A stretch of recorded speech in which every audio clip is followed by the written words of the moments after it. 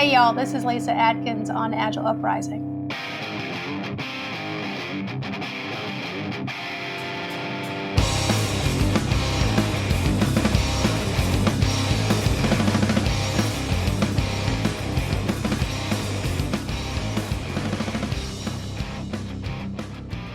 Hey everybody, Agile Uprising podcast. I am Chris Merman, and we have a special presentation today. It's almost like this is the after school special of Agile podcasts. I get to talk to my friend Bob Galen, and I won't bore everybody with all the ins and outs, but just to say that Bob's a mentor to probably more of us than he realizes, and he gets emotional every time you say it. So I won't make him cry this early in the podcast. Bob, how are you? I'm doing fine, Chris. And you're right, I do. You've made me cry on occasion, actually. I didn't do it on purpose, but the sooner I'm emotional. I'm my children know this about me, and they kid me mercilessly. There's certain movies. So Chris, I'll share with you. Apollo 13. right. Cried like a baby. Just cried like a baby. And my daughter's always, Dad, Apollo 13. so yeah, I do get emotional. Everybody's got like a trigger, like either scene or movie or something. For whatever reason, my family can put on the opening like 10 minutes of the Pixar movie Up. I don't know if you remember that. Oh, yes, yeah. It like I cry every single time. I mean, our audience who they do pay attention to anything that I do knows that I love talking about my emotions, and I wrote about the complex relationship that I have with them. Yep. In a society where we were trained that emotions are bad, especially in where I grew up in the world, male emotions are bad.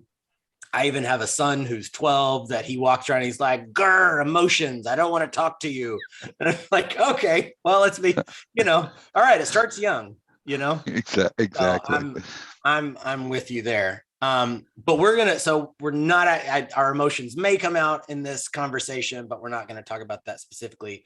We are going to let everybody know, if you haven't seen it yet, Bob just had a book come out, and we're going to talk about it. It's a topic that some of you may or may not be interested in, just, this weird hullabaloo around the topic of agile coaching and what is good and not good. What would the title of the Bob, will say it for him: Extraordinarily Badass Coaching, the Journey from Beginner to Mastery and Beyond. So Bob, what's your kind of sort of elevator pitch when people say, what's your new book about? Like, how do you describe it to people? Gosh, it's a good question, because it's so new. I don't have an elevator pitch, so I'll try. It just talks about, oh gosh, what would be the elevator pitch? I think there's a lot of confusion. So what drives me to write books, Chris, is a problem or a challenge statement or something. So I don't get motivated just to write something. There's got to be a sort of a situation. And to me, the situation in agile coaching was, and sort of is, that there's a lot of confusion around what it is and what it isn't. And I think there's a lot of mediocre coaching in the world, or people, and not malicious people or mediocre people, but there's a lot of folks that are practicing. It's like practicing a craft without knowing what the heck it is, and just putting your shingles up and saying, I'm a coach. And I wanted to put some frameworks around that. So my hope is the book provides some of that directional guidance around what good looks like from an agile coaching point of view. And I didn't want to say what good looks like. So I don't know, badass was something that struck me. And I got a lot of flack when I was reviewing, when I was putting it out for review. Like, half the people liked the term and half the people were alienated by the term. And I'm sort of stubborn. So and then it's made me reflect, and I'm like, I looked into the book and I'm like, is it resonating? Did it influence me, etc.? And the answer came back, yeah, you know what? You had that in the back of your mind the entire time. So I stuck with badass. So it's funny. I was telling over coffee this morning, I was telling my wife about the title of the book, and I said, what's funny about that book is that you're not an intentionally irreverent person. Maybe I've kind of played that character before. I don't think I'm like that way either. I can be crass if I have to. You're not a choir boy by any sense, but there is and some of it could be part of your, you've lived all over the place, but where you live in a part of the country that's a little more southern, genteel, maybe a little gentility. And again, having been raised in Texas, like I've got just enough of that, like just enough to be dangerous. But so Yep. I was joking. I'm like, I think it's hilarious that you use the word badass in the title, because it's not a word that I would think people would see next to a book that you wrote, but yet it is there. It's there in every sense of the subject. It's we should be slightly irreverent sometimes when it makes sense to. So I find the humor in that, but also I can see that there might have been a little bit of push and pull. So I get that. It was funny. It was geographic too, to some degree. So in the States, as you're saying, and even around the world, like folks in Europe didn't appreciate it very much. And I was getting some dictionary definitions of what badass means from the Oxford definition of bad and use. And so it was a toss up. I was torn, but what I found is for me, it's like a persona, Chris. When I was writing the book, and when I was envisioning and I was thinking about what is the mindset of the Agile coach? What did I want to communicate? So it's not just models and tools and techniques, but maybe a posture or leaning in. Then that badass posture and it's being a badass in service to your client. It's not being a badass, it's being a badass coach. And all that means in service to your client and showing up how you show up. That helped me write the book. That helped me focus the book. So there's a Stuart Young is a sketch artist in the UK, and he did sketches for the book. And those sketches, if you look, there's in the sketches, folks have a little what is it? Like a ninja. There's a little thing around the head, and that's the coach. So you have like a little circlet or something, a little ninja thing, and that was part of it. So Ninja Badass was also a part of it. I love it. Yeah, I was thinking through in my mind, like, okay, like everybody's got them. If you go, all right, name a movie with just a badass in it, and it's like you could go anything from, you could go old school, like you could do Swayze and Roadhouse, or you could do Brad Pitt and Fight Club, or like there's the end of Michael Clayton with, like those are, I don't know, everybody's in your mind. Like people are screaming at their iPhones right now going, you forgot this movie, you jerk, Exactly. You know what? Yeah. You know what? For me, it's the Karate Kid and Mr. Miyagi to some degree. So I had, right, and Miyagi aligns with me. So we're sort of a badass, but sort of a nice guy as well, right? So that sort of merging of those two. Enough, but that was where it came from. I love it. I was letting my dog in when you were saying that. You told me why. All right, so you told me why the title. You told me why badass. Why do you think we get it wrong? Why do you think we get the definition of like what?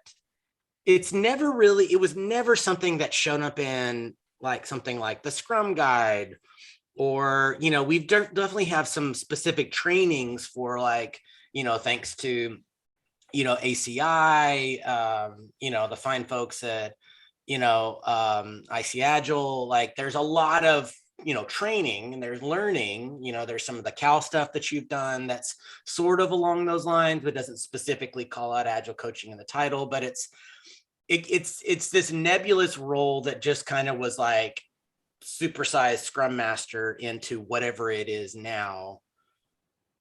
I feel like I know why we can't seem to agree on it, but like in your mind, why is this such a struggle for everybody to know what all agree on what it is, and B, like what good looks like.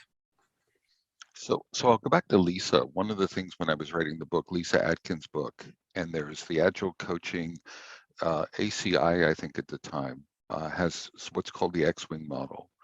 And the X-Wing model has 4 primary stances for coaching.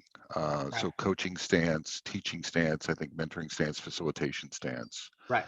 Are the 4 primary stances, and then then they have some areas to talk about your domain experience, your agile and lean, and business domain experience and agile and lean experience. And it's a good model. Lisa's book came out 10, 11, 12 years ago, somewhere in that range. Sure. And it is the hallmark book, and a lot of the coaching training aligned to that. So I do think we've had a definition of what good looked like. And that was relatively good. One of the things that I think people talked about over the years, what was missing from that was what I think of as a consulting stance, or a prescriptive stance, where the world is not just asking. So very often people landed in agile coaching by asking death by 1,000 questions or powerful questions. Right. And that's coaching stance. So even though the X-Wing had 4 stances, most people when they were coaching, when they were not facilitating, when they were coaching, they landed in professional coaching stance, which was a don't tell anyone, don't give advice, don't tell anyone. If you look at it, sort of prescriptively, or by the definition, then the client has to figure things out on their own. So you ask them questions to guide it. There's nothing wrong with that, but that was the one tool. That was the primary tool for agile coaches. And Yeah. one of the things that I got frustrated with is I'm like, well, what if the client can't answer the question themselves? Or what if they really need advice, like 10% of the time, and you have something for them to try? Can you offer that? Can you have other stances? So I think stance flexibility, extending that model, was something that evolving it was important to me. The other thing is, I think people, and now I'll pick on the certifications. One of the drivers for me writing the book was, if you look at the certifications in the Scrum Alliance, the CEC, CT, Enterprise Coach, Team Coach, when you looked, I haven't looked lately, it may still be this way, but a few years ago, 2 years ago or so, I looked and I'm like, what kind of guidance are they providing for people who are going to become a well-rounded coach? And I looked at all of the references they had, and they had so probably 80% of the references were around coaching stance. All of the videos on the website were around coaching stance. Right. And so there was nothing on advisory stance, or providing advice, or a consultative stance, how to be a better consultant. There was one book, I think it was Peter Block's consulting book, was there as a reference, and that was the one thing. So what I noticed is here, Lisa's was balanced, and it might have been missing a stance, but then the people that were teaching it got too perky about coaching stance. And so what I felt was the profession was getting imbalanced. There was one tool. It was like, we have a hammer, everything, our tool is the hammer coaching stance, and everything looks like a nail. And I'm like, that's not flexible enough. That's not how I operate. Like, I operate in different stances, and I try to be balanced in it, and I try to sense and respond, that Cynefin sense and respond to what the client needs. So I don't, go ahead. Yeah, it's so funny, the stances, because not that I disagree with them. I will say that my earlier journey through all the different stances was this aha moment of understanding which ones that I actually liked. I kind of just thought, well, I know, like, I sat through the ACI material, saying, I get this. I read through the material. I get this. This makes sense. I'm a mentor here. I'm a facilitator here, right? I'm a professional coach here. I got those things, but it really took someone else observing me in a room with clients before I really understood what it meant to switch back and forth, and also to say, man, I love facilitating, And a lot of times I have found that the mentorship one is that usually people resort to because they have an expertise in a specific framework, or they have a specific they're especially like the tech coaches, right? They bring a specific, like, Yep. I like this platform, I like the, we don't do TDD, but we do BDD. Okay, well, great, fine. Like, you've got your thing that you do that you're an expert in, right? Scrum, Kanban, and there's all sorts of certs that go along with that. And I found like that was how my coaching journey started, was that it was just me answering questions. Well, in a stand-up, should I do this? In a retro, is it a bad thing to do that? Right. That was all I did, was just answer questions. And so I thought, well, that makes me a mentor. And so I realized, as someone had to point out, Chris, you're mentoring too much. You're not leaning, like, what is an opportunity for you to use another stance? And that was my challenge, to say, find another stance. And that was when I really kind of figured out, like, it's one thing to say to a person, you got to swap, right? You got to change hats, like whatever metaphor you want to use. I'm standing on this foot. Now I'm standing on this foot. Right.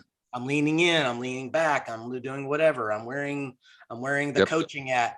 You can't have people just sit back and answer question or ask questions. I don't know, you tell me. Well, at some point in time, you got to say more than, what do you think, right? And exactly.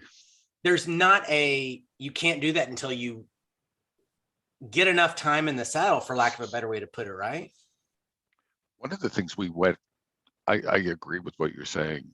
One of the things I've gotten a lot of traction out of over the last few years is this notion of dojos in practice. And it really resonated with me when I went to ORS training, because in ORS training, you spend about 50% of your time in triads, in pairs and triads, practicing coaching, basically, and having an expert or someone who's a more seasoned coach critique your coaching and give you guidance and mentoring. So you practice.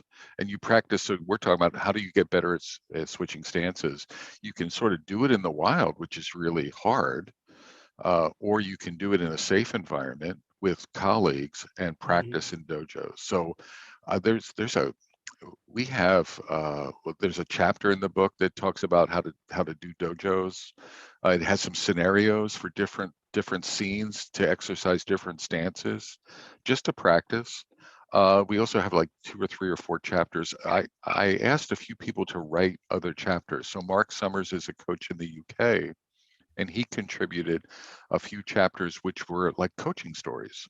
And then he would analyze, like, why was he making the decisions? Why was he switching? Why was he reacting to the client this way? Why didn't he take this approach? Sort of a behind the curtain view to share that, so that folks can like get that behind the curtain learning. I think it's important to practice your craft as much as you can. More so in a safe environment. You can do it in the wild, maybe like pair coaching. Sure. So you can do pair coaching, which can give you some of that, but you can also do some dojos. Yeah, still waiting for my invite to write one of your chapters in the book, by the way. Ooh. I had to throw that in once. I know.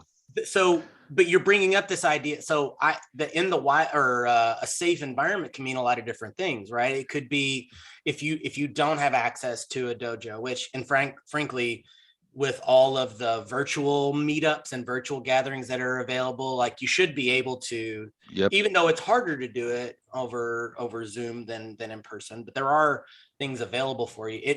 There are ways that you can get that seasoning, right? So sometimes it could be you and another coach or two that are in the session, one of you all's leading, and then as soon as you finish that session, you hang up, right? And then you have an internal chat and then say, okay, what did you just see? How did they respond? What could we have done differently? Maybe nothing needed to be done differently, but you just have it.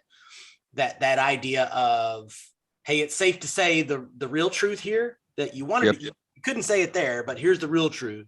What do you really see is kind of going on, like that, those types of scenarios. And it's not something that I would say 8 years ago, maybe 5 years ago, even, it wasn't like really practiced a whole lot. It was basically just, you've gotten some training, you've gotten some experience, go out there, lone wolf, and achieve. And And in my mind, I feel like that's been a disservice to our peers having to do that, right, Bob? Absolutely. I mean, I would encourage anyone listening to, if you're interested in coaching, to go to one of these professional coaching classes. Either, I not the IC Agile so much, not Agile centric, but professional coaching, like ORSC training or Coactive or something like that. And almost any of them, if you go in there, they're going to practice the craft. For Like sure. they're going to do a tremendous amount of that stuff. My daughter does that with training social workers in having crucial conversations with families, with doing family social work, because they get into some really critical conversations with families, and you never know. You don't know. It's all situational. And so what you can't plan for it, but what you can do is sharpen your saw and say, oh, how would I react in a sunny day case? How would I react in a rainy day case? How would I react in a mid-level case? And just run it, and see how I would sense and respond to that. And you start getting some nimbleness in your conversational capability, or you start getting some nimbleness, this ability to very quickly sort of adapt to your client on the coaching side. Yeah, you brought up a really important book that talks to, because there's the books like Lisa's book that specifically says this is agile coaching, or your book, this Yep, is agile coaching, this is what it is. We all know we're here to talk about that, but coaching is being a good agilist and being a good agile coach, so to speak, it's all over everywhere. It's in the book Boundaries, right? Like yep, healthy boundaries is all like it, like that's one of the foundation concepts of being a good coach, like being able to have a conversation that is 100% going to be uncomfortable for both of us, and I'm still yep. choosing to do this. Like that's tough, and it's not something that you would think is required of the conversation, but you do enough of these conversations, like they're all of those things. Daniel Pink's book Drive, right? Like knowing how people are motivated. There's all sorts of behavioral economics books, like Thinking Fast and Slow. Like agile coaching encompasses all of these concepts, right? And frankly, unfortunately, there are certain frameworks in our industry that do this, is just taking good ideas and say, let's massage these into something Yep. that makes it better. In a way, agile coaching is the perfect amalgam of a lot of healthy psychological and sociological practices, sort of for the betterment of other people, for lack of a better put it, right, Bob? I mean, I think you nailed something, Chris. It's so professional coaching is, I think, this niche, and it's broad and deep. You could spend all of your life being a professional coach.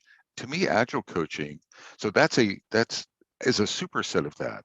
That's just a slice in the pie. There's a model that I anchored the book on called the Agile Coaching Growth Wheel. And the growth wheel has these like 8 primary stance slices. And there's a leadership slice, because a part of me says, sometimes an agile coach has to be a leader. And by being a leader, I'm not actually talking about being a VP or an organizational titled leader. Sometimes you have to be a leader.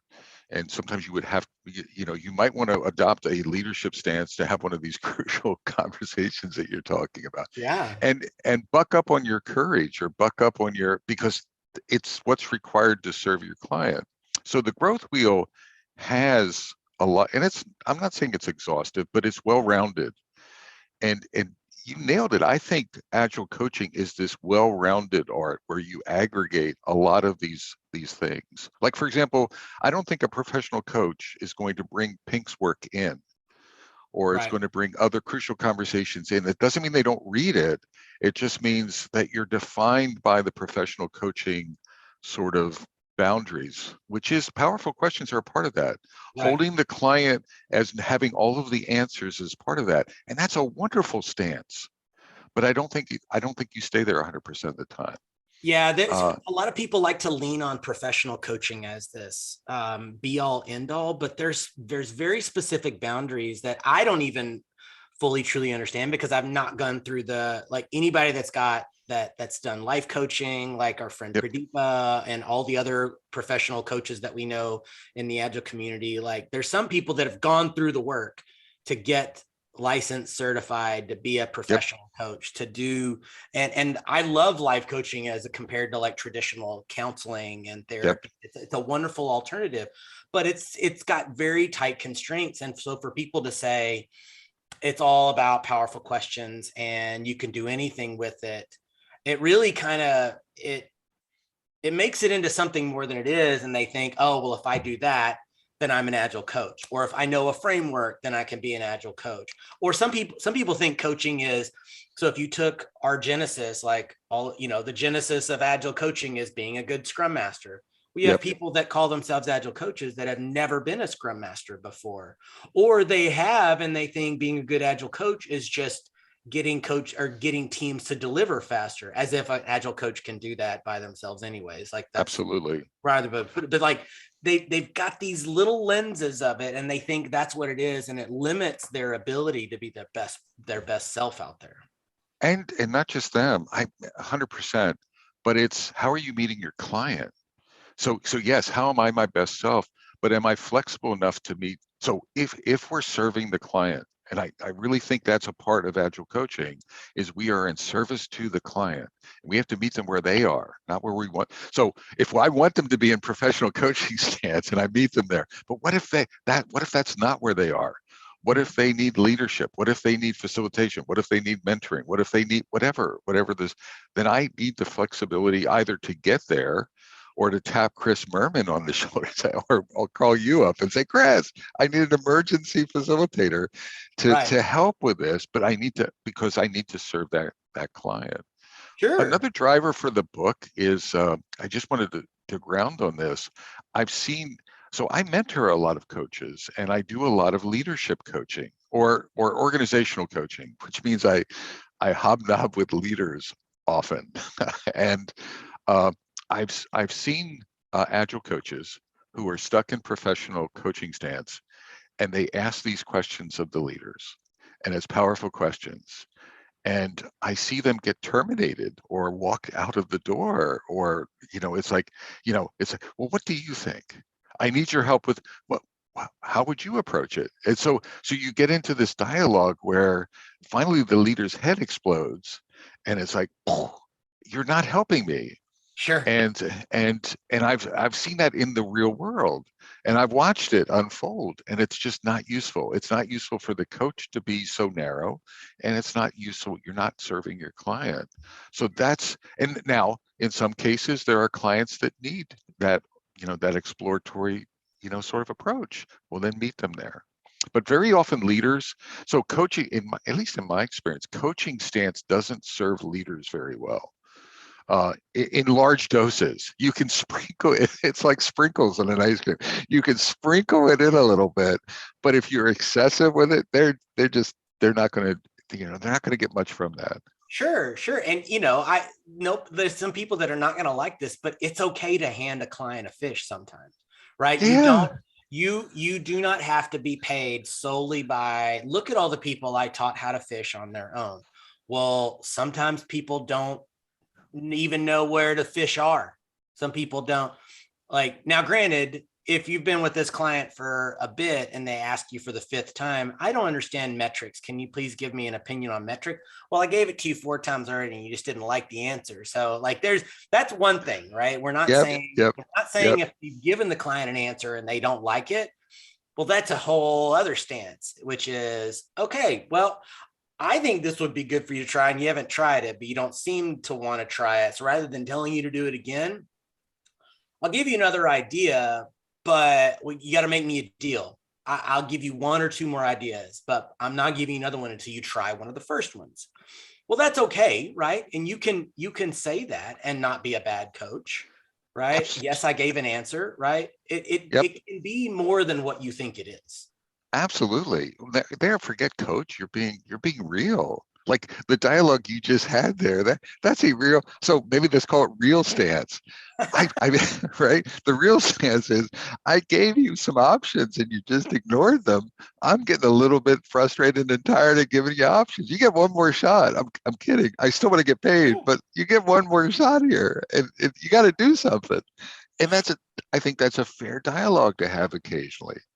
But you So don't. There's a bravery that sometimes I have to like. There's a bravery stance of, hey, whatever I say, you're gonna kick me in the teeth for it. Like yep, you're not on board with this transformation. I hate to use the T word, but it's part of what we do, right? yep, I know that you didn't like it was your boss's boss that told you to come bring me in and do this, and I know you don't want to do it, right? But I'm getting paid to be here rather than just pretend like I'm not here. Like, how yep, about you have to be brave to say, I'm okay with you telling me that you think it's a waste of time for me to be here. And sometimes I'll even call it out, but that doesn't come with, which kind of leads to this question. I was talking with this topic with my wife this morning because she, in the pandemic, she had a career and a role, and inside of her company, she shifted because a lot of the work that she did in hospitality, meeting planning, went away. And so they were like, well, have you ever thought about being a scrum master? And so she got her CSM, and she's scrumming away and as her husband, I stay far away from her in the coaching stance, and I don't have any stances other than you did great, hun. So that's my cheerleader stance. yeah, I like that exactly. But, oh yeah. Don't ever like. So if you've ever thought about it, like I don't even care if you're just friends. Like don't coach your friends. Definitely don't coach your spouse. I don't care if they ask for it. Don't do it. But we talked about this idea of life maturity, right? So we talk about maturity from an agility standpoint, where we've got all sorts of frameworks of ways to measure how mature you are.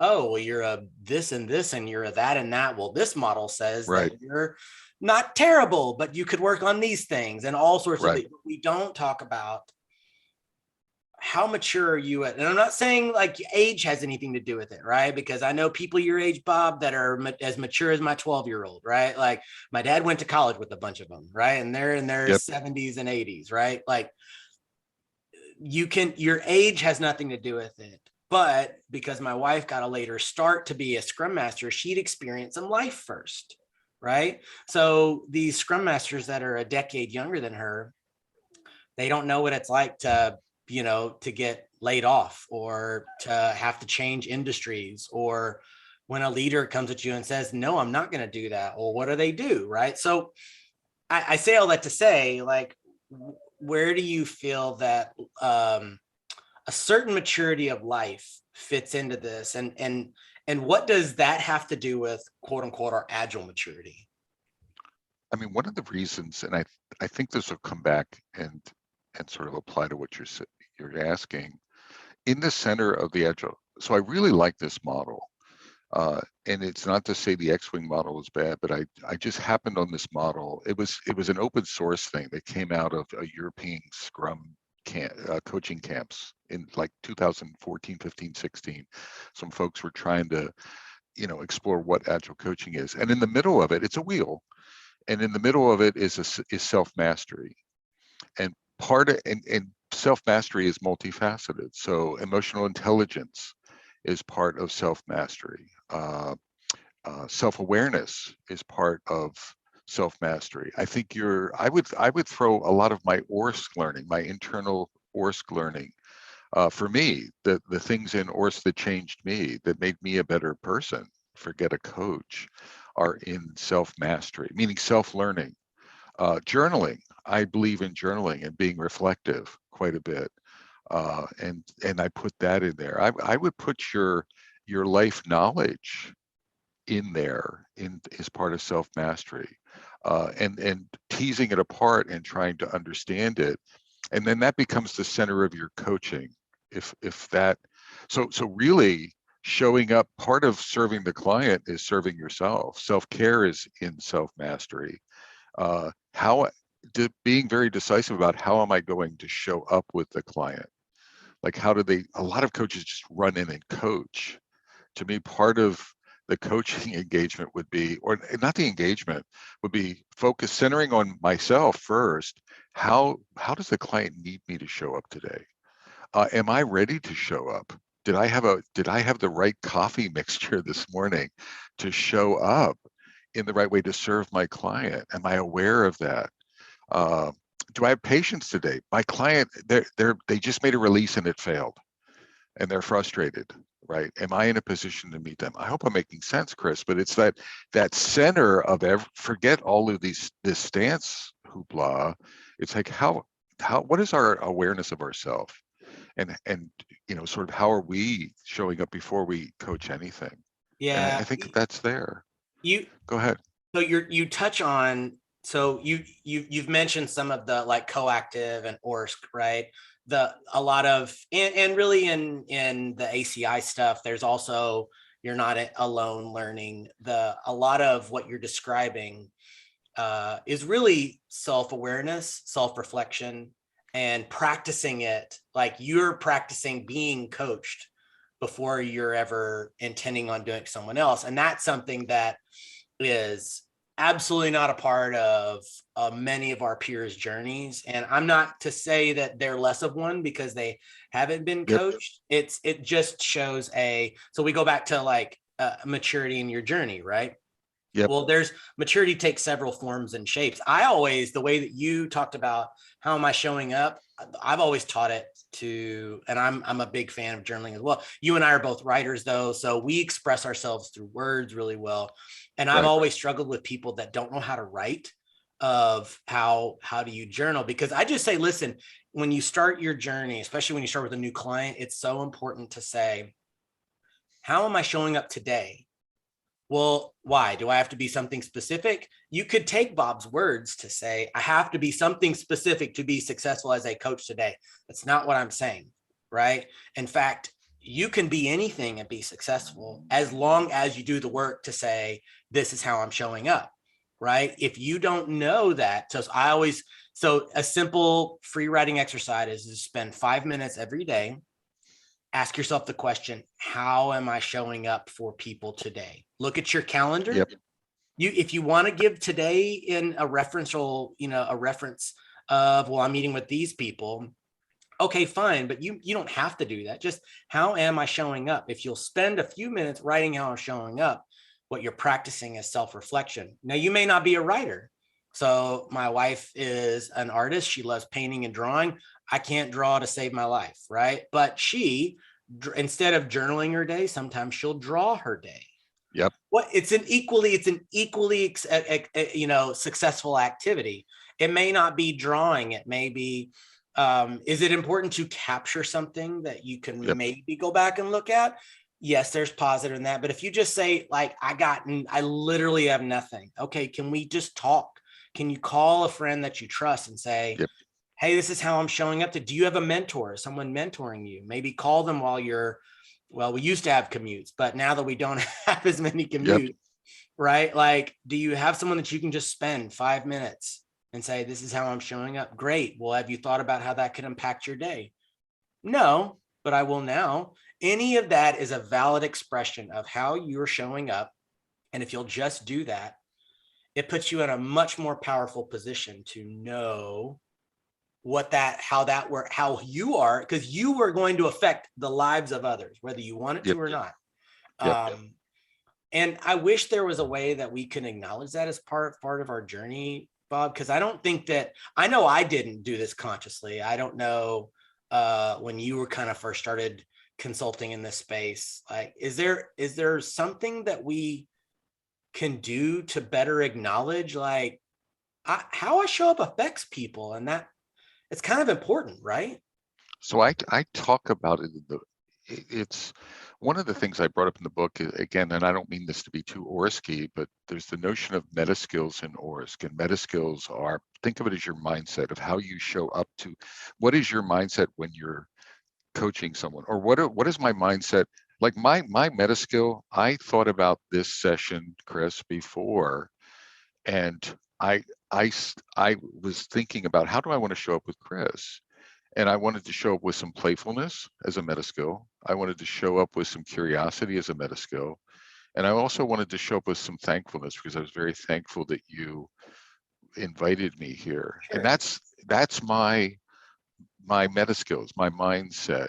What happens is if I show up that way, one of the universe often reflects back that if I show up and say, Chris is a pointy-headed podcaster, if that was my meta skill, you would have probably sensed that and responded in kind. You bald old fart Bob, right? So we wouldn't have said that, but that would have been the energy between Sure. us. So meta skills affect our coaching effectiveness. I actually find that they are incredibly influential in the impacts that we have or the effectiveness in coaching. But I want to come back to real quick Yeah. something you said, the journaling. I'm not a big canvas. I'm warming up to canvases and the power of some canvases. So I created some coaching canvases for the book. And one of them is a daily reflection, which is nails what you were just saying. Now you can do it in your journal, or you could just scribble on the canvas. So think about your day. So it's funny. It's like you were in my brain, and which is scary for you, but you were in my brain, and it was like, so that is a daily canvas. So look forward. I'm coaching. I have 4 coaching things today that are going on. Before you ever start in the morning, have your coffee. How am I going to show up? Am I ready to do that? What was my plan, and has it changed? What do they need from me? I thought I was going to do this, but do they need something different from me? Each one of them. Am I prepared to enter that coaching space with the right mindset? What are my meta skills? Jot it down and sort of look at your day and take a little time to center yourself and to think about your coaching. I even have another planning canvas on a coaching engagement at a time, like a coaching session. And Right. it's not big P planning, but it's this notion of put up 2 minutes before you go in to plan what do I think is going to unfold? What are my intentions? And then part of the canvas is what happened afterwards. I find that folks don't reflect after they have a coaching session. Absolutely. Right? For people that teach retrospectives and facilitate them, like we sure are really, really terrible at like looking back on, did I do that well or How not? did it go? Yeah. And then what do I need? How do I need to go? What's the bouncing ball to the next one? What does Right. that what does that connector look like? How was this So session for you? Was this a good, did you get what you were hoping from me? Right? Was there something exactly. that you were wishing that we never really talked about? Like, it's okay to ask those things because they may go, it's fine, or they may go, I really wanted to talk about this. Great, we'll kick off our next chat with that conversation. It's okay. Exactly. So I think that sort of structure, that however you do it, it could be Right. visual, it could be journaled, it could be canvas oriented, but that thoughtfulness, I think, can be it can improve, it can raise your bar. When we talk about badassery, I think that those little things increase your badassery, or in service to your client. For Like, am I sure. really, like, what does good look like? Good coaching. It's not just espousing the Scrum guide, or it's not just, sort of just mentoring. It's another metaphor I have in the book is dancing with the client. I learned this in Orsk. The Orskers talked about when you have a coaching session with your client, be prepared to dance. Meet them where they are. If they need to move over here, you're stuck. Oh, I was prepared to do this. Right. But no, they don't need that. They need me to move. So I dance with them. I meet them where they are, and we dance over here and we explore it. Oh, it's not what I intended. I don't even know what the outcome is going to be. Be comfortable with the ambiguity. Just dance with your client, then dance back. Maybe It's have a some structure. it's a good metaphor because a lot of times I know I've talked to people before that think that meeting them where they are is a static sort of Ah, gesture. And it's yeah. not. It's a dynamic sort of, you might be in the same conversation, and meeting them where they are might be 3 different things. I wanted to ask you about, so if you all have go buy the book, right? But if anything, this conversation has kind of revealed a great tip for you all in terms of this meta skill, right? I guarantee without delving in too deeply, because I don't want to Bob to feel like he's on a leather couch, but I guarantee you there's meta skills that Bob knows that he's good at. He knows it and he doesn't have to practice them, right? And there are meta skills that Bob knows, I'd like to have this. I need to be good at this. Yep. And I need some practice, and I need to be conscious, or I need to intentionally not be like, there's some negative things of like, like consoling people on loss or what, like that's not something you go searching for. Hey, are there any grief counseling so I could show up and get good? Like, no, that's not something you intentionally practice, but you can, right? Like, or understanding, I'm a jackass that loves to joke around. I had to learn over the years that not every conversation shows up with like is where fun Chris is really needed and relevant. A lot of times that people just know me from the podcast, I show up to call, they're like, you're a little more serious than I expected. Well, it wasn't called, like me being a jackass wasn't called for here, right? You don't need fun Chris. You needed the Chris that's going to lean into this thing over here, which is hard, right? Yes. So That's that, yeah. that flexibility. I think that's one of the distinctions. It's not even just the stances. It's about the stances, but it's around the stances. It's your own self-awareness, how you're showing up. But that, to me, we sort of come back to the title of what does a badass coach. When I was thinking about changing badass, I was going to replace it with well-rounded, right? Now there, yeah, yeah, exactly. But you know what? So badass, sort of rose above well-rounded, but it is well-roundedness, right? This ability, endeavoring to look at it as it's a craft. I can be working on this for 20 more years, and I'm not going to finish the craft of coaching, the learning, the books. It's a well-rounded figure out, hey, where do I need to work on next? What do I need to work on? What do I need to skip? What am I not interested in doing? That's fine, right? But that's become a better coach for my clients over time, that well-roundedness. So Yeah. Chris, give me a vote. Extraordinarily badass agile coaching, extraordinarily well-rounded agile coaching. What do you think? You already know what my answer is, and any listener of this podcast knows that I always go badass if I need to.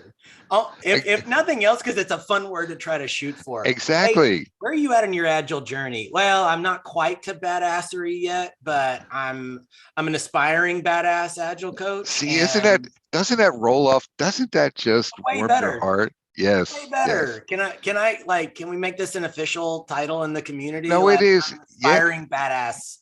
Exactly. Now the well-rounded did connect to this agile coaching growth wheel. Come on, there's a little bit of a meta, but it still was too boring for me. It also means that, so it's like this idea of saying an executive should like every leader should be a coach as well. Well, some people aren't wired to do this. And also, like, that's not the sign of leadership is a quote unquote coach. Yep. Right? Saying that, I always say this: you read a blog post or a presentation by someone and they say, this is what everybody should need, find out how they make money. And I guarantee they're promoting something that they sell and only they can help you with, kind of a thing. But so, like, it makes it seem like we're all just cogs in a wheel. Like, if every agile coach is well-rounded, then it doesn't matter who I get, who's got the cheaper bill rate. Oh, okay. Well, that's not great. You're going to get a lot of, if your HR department's wired in that way, we all know some that are like that. You're going to get what you pay for, and you're going to get what you focus on, which is you just need a meat widget, and we're going to a meat widget. Yeah, okay. We're just going to keep cranking. Oh, no. That's a meat widget, something we refer to all the time at Agile Uprising. It's so we have many times felt like a meat widget. And if you need all coaches to be the exact same thing, you're just making higher priced, higher bill rate meat widgets. And that's not going to make anybody better. I don't need to be you. In fact, I love what you bring. I love that we're different. And every conversation we have, I get better. But I'm not required to be an expert in any of these things we talked about. I bring the lens that I need. My meta skills are not your skills. Yep. And even if I choose to not get them, it doesn't mean that it's better or worse. I'm just going to be my own person. And knowing what your special sauce is it's actually, that's another meta skill is I know who I am. I have years of therapy, right? And life coaching to know who I am. And I'm going to continue to learn who I am so that as I change and grow, I'm not the same person I was pre-COVID. Again, none of you all are. Yep. But as we do that, we understand this. We're showing that we're not a fixed object. We're not a point in time. We're not something to achieve. We're not something to just get a CSM or an SPC and then try to just start doing it. Like, you have to spend time. And the first coaching jobs that I had, I was terrible at it. I've told some of those stories. You probably have plenty yourself. Like, we know what we were before we knew what we know now. And it's okay that we knew then, and it's okay we know what we know now. But we are, by being conscious of that, we are choosing a higher state of evolution in our practice. Is that a fair way to kind of round third base on this combo? I think so. And to, as you were talking, I kept thinking, again, I have this growth wheel impregnated in my brain. I kept coming back to self, right? It starts, if there's an overarching message maybe to this, yes, get the book, yes, agile coaching, but it's an inside out job. I teach agile leadership. And I must say that a billion times to leaders. Like, forget, it's not outside in. Oh, I aspire to be a leader. No, lead. It starts inside of you. How are you showing up? What is your internal why to be a leader? Check that out. Right? Do you have joy? Does leadership bring you joy? Does coaching bring you joy? That's part of that inside out nature. So I think it centers back to that. Absolutely. I think this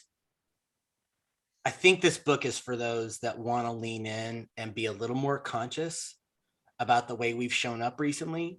I think this book is for those that are tired of kind of being told what it is and isn't, and being yelled at on LinkedIn that you don't know what it is and you're not going to ever know. And since you subscribe to a specific framework, you'll never be an agile coach and you don't know what good looks like.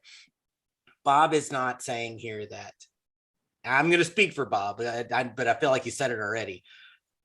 There's not ever going to be one definition that is written in stone that always stays that way. Agile coaching is now different now than when Lisa first wrote the book.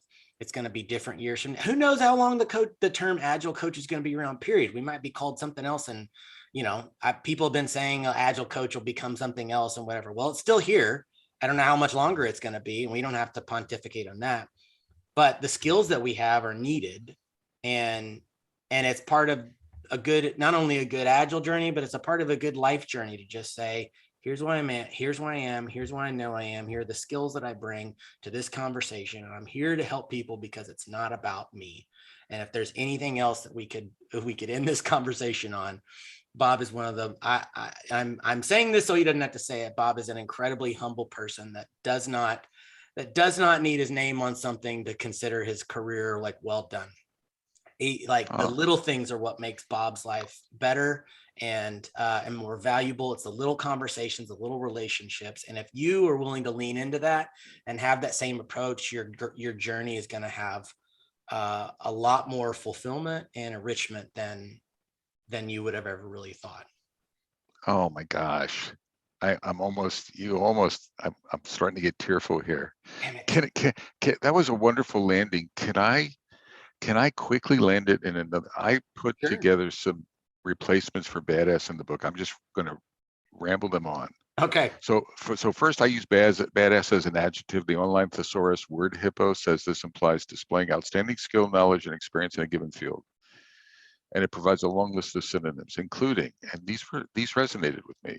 It's not one definition: expert, skilled, masterly, adept, proficient, adroit, accomplished, practice, consummate, dexterous, deft, crackerjack, complete, artful, wicked good, formidable, nimble, agile, distinguished, top-notch, masterful, world-class, effective, admirable, dazzling, I like that, finished, exceptional, elite, marvelous, seasoned, well-versed, professional, outstanding, stellar, clever, gifted, competent.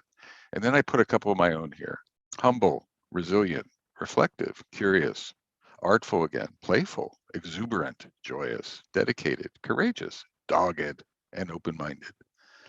So I thought, so that's what I'm really trying to do, is raise the bar. Agile coaches just sort of generate some of those feelings, some of those thoughts, some of those aspirations. I really don't care. I care less about stances there's a lot of tools in there, but it's the attitude and how are we showing up, and how are we respecting the craft of agile coaching and then figuring out how we fit with it? Did you like some of those terms, Chris? So I was just saying, like, what are the terms that I would like put in the top and the bottom? Like, so I Oh, gravitated. were you prioritizing them for I would, God's well, sake? no, because I started laughing when you said adroit. I said extremely adroit agile coaching. I don't know if that resonate with people. No, But exactly. Cracker Jack's kind of Cracker cool. Jack was cool. Wicked has kind of a regional flair to it, right? Yes. Um, you know, Stellar. you know, like the yeah, that's like down in this part of the world, you could say that's some cowboy agile coaching. Like, So you're right. See how hosed you get with the geography, right? It's true. It's right. yeah, If I say wicked good in Maine, I'm like, I get a free lobster dinner. sure, If I'm in Texas, I don't know what I get. yeah. I might get The escorted left out of. coast would just stare at you and go, They "Oh, was okay." you're right. Is that a But hard cider? Like, what are we talking about here? I know, dude. But in all seriousness, it just warms my heart to forget the book and stuff. It's just nice to see you and nice to chat. And thanks Thank for you, inviting Bob. me. Oh, It's you're just listen. This book serves, or this chat serves two purposes. A, anytime with you is great, but I do think that it's important that we kind of sort of come together a little bit on this topic. Like, it, yes, you know, I agree. we have to stop arguing about what is and isn't agile, what is and isn't coaching, what is and isn't the type of the mastery that we're looking for. Can you ever reach mastery? What does beyond even mean? Bob's got plenty of room for her to meet anybody where they're at in their coaching journey. Or if you're like, man, I've heard enough podcasts on agile coaching to say that I don't want to do it. Great. Well, here's how to work with a coach, because I guarantee you one's going to get thrown in your face at some point in time. Even if you don't want to do the work, I truly recommend Extraordinarily Badass Agile Coaching, the journey from beginner to mastery and beyond. Look at that plug I threw in at the end. I win. You nailed it. Drop the mic. Bob, you're an amazing person, and thank you for being my friend. So everybody go buy the book. Yeah, everybody go buy the book. Bob, you're I know you've got several websites. Which is the website you want people to go The right to? one, Agile Moose. Agile-Moose is my soapbox. That's right. Yes. That's right. He more and more it used to be R. Galen Consulting for a while. That's lame. We need some moose in our lives. So go to agile-moose.com. He's Bob Galen. I'm Chris Merman. Thanks everybody. We'll see you next time.